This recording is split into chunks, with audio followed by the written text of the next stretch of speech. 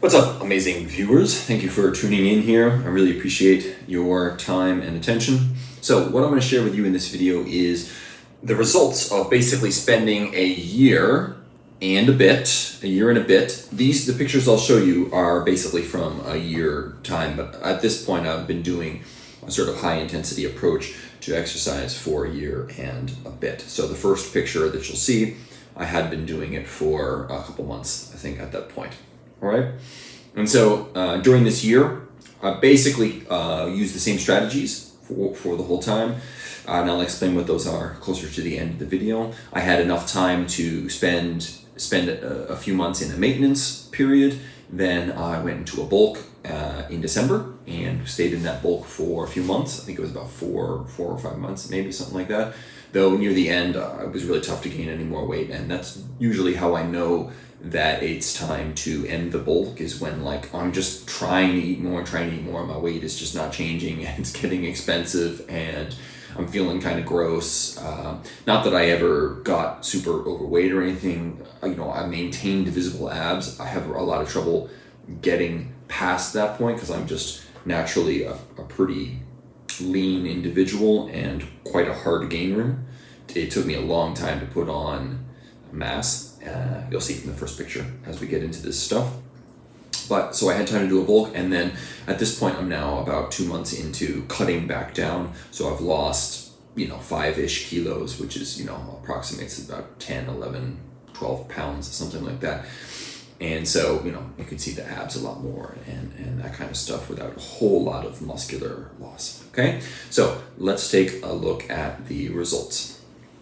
So on the left side here, you have the sort of the first picture, right? And at this point, as I said, I've been training with high intensity principles for a couple months, but I had many years of experience doing other things, powerlifting, focused things, more bodybuilding style things, workouts that were put up by, for example, Ryan Humiston. I did one of his programs. I did a Jeff Nippard program for quite a while. I'd done a lot of the Mind Pump MAPS programs, almost not all of them, but very many of them, probably 6 or 7 I'd gone all the way through.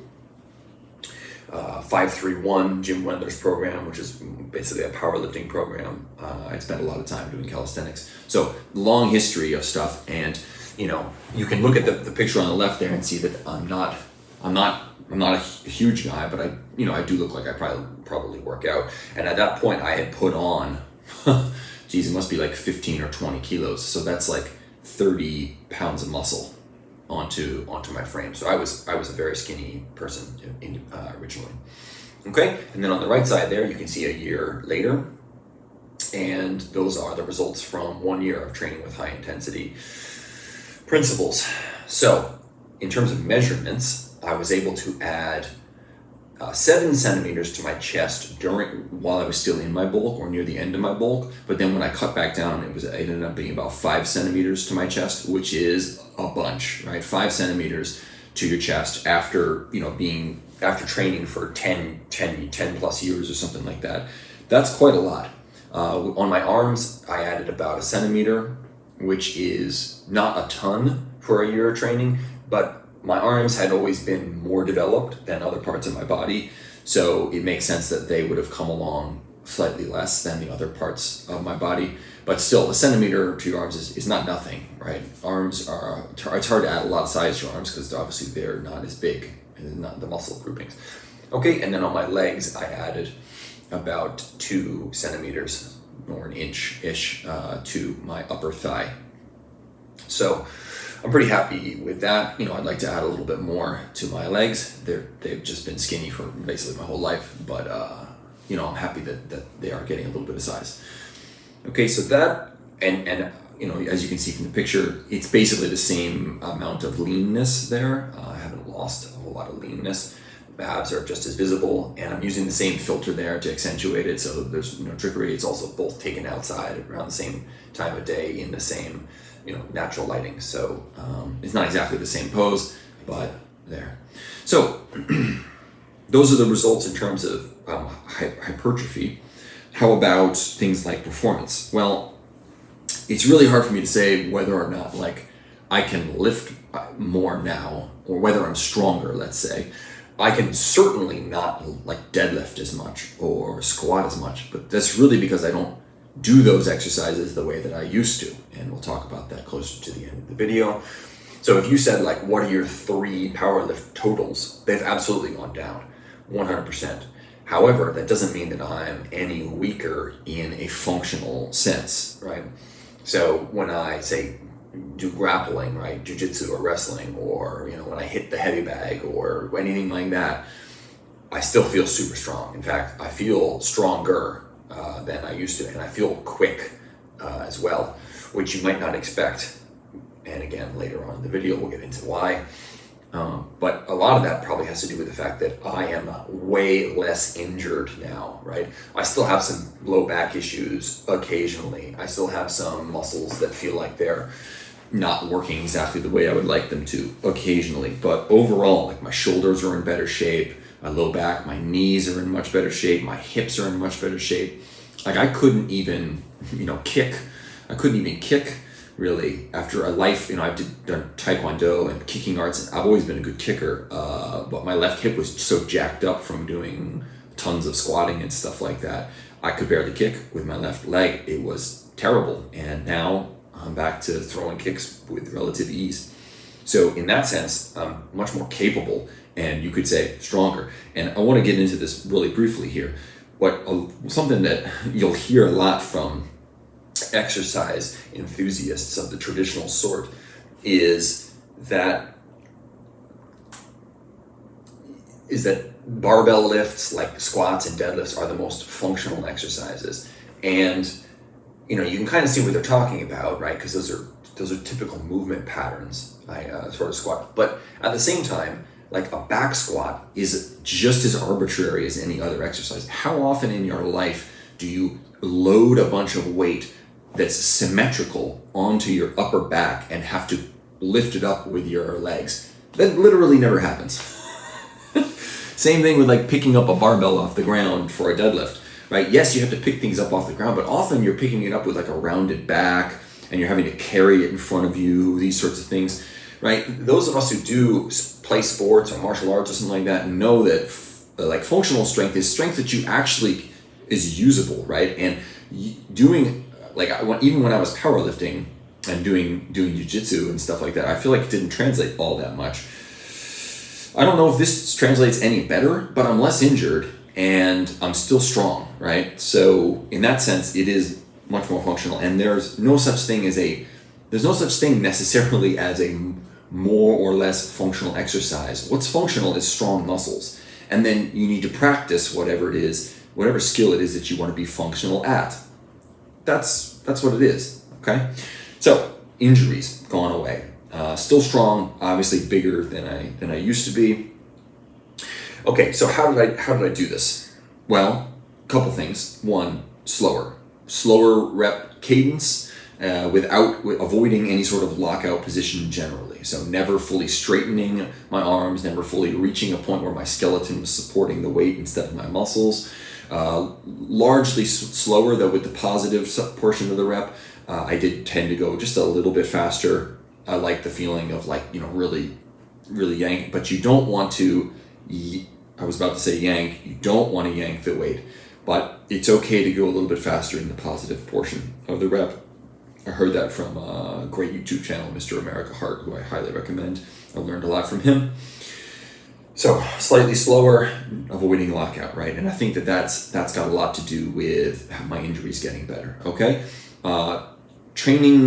Making the point of my training to get to muscular failure, and once you reach that point of muscular failure, once you hit that wall and you're unable to lift the weight anymore, pushing into that for another 5 seconds, even 10 seconds, it's really excruciating. It doesn't feel nice, but that is the inroading process. That is when you're sending the clearest message to your muscles that they need to get bigger and stronger. So really leaning into that, and occasionally doing things like drop sets or supersets or myo reps or whatever sort of protocol you want to do to take it slightly beyond there to really deeply fatigue the muscle. Okay. Generally doing just one set, but having it be like a kind of an extended set. So like if I'm going to do a superset or something like that, right? The idea is hit the muscle and keep hitting it until it's deeply fatigued, rather than do a set, rest for a minute, do another set for the same muscle. Like I've almost done zero of that for the last year and a bit. Less frequency, that's another one. Okay, so I reduced my workout frequency from, like, I was doing 6 workouts a week with Ryan Homestead's bodybuilding program. I was doing 4 or 5 with Jeff Nippard's power building program. And at this point, like 2 is basically where I'm at. I did 3 for a little while. 2 seems like enough. I've even done 1 occasionally. Occasionally if my plans don't line up. So less frequency. And here's another one, and this is a big one, don't overlook this, is I've incorporated more overcoming isometrics. I came up with a synergy sets style of working out, which is all explained in the workout program that I put together, which is called Dad Bod to Rad Bod, or the Synergy Strength System, depending on which platform you get it on. But incorporating isometrics as warm-up, as patterning, as muscle proficiency builder, all that kind of stuff. And then you're doing that alongside dynamic exercise, alongside yielding isometrics, alongside other things, mixing in J-reps. I learned a lot of different protocols this year, methodologies, and I've done a lot of experimenting and mixing them up, but all under the umbrella in accord with the principles of high intensity training. So that's basically what it's looked like.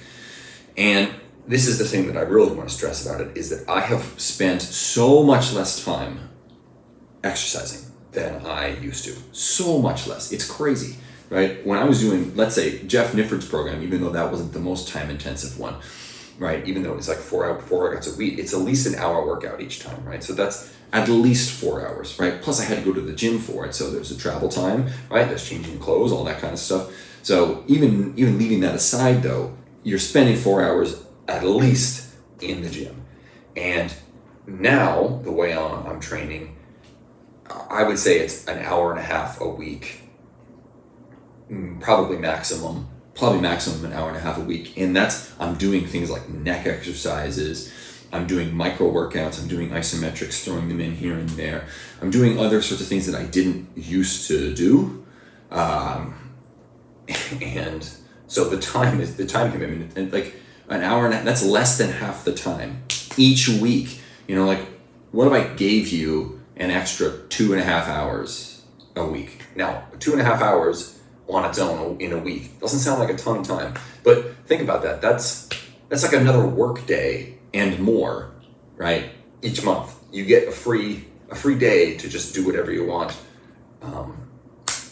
Like that adds up. You know, what could you do in 8-10 hours with 10 hours? What could you do?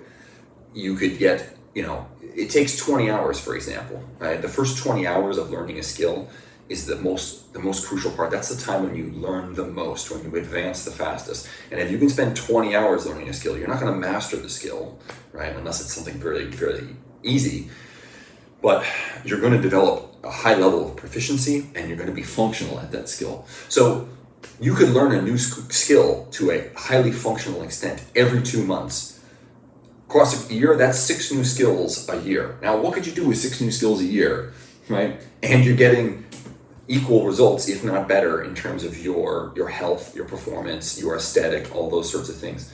It just seems like such an obvious win-win. Now, it might not work for everybody, but damn if it didn't, it's not working for me, you know? Okay, so that's basically what I got to say about that. I hope that you found this helpful and informative, and I appreciate the views, and hope to see you again here soon. Thanks.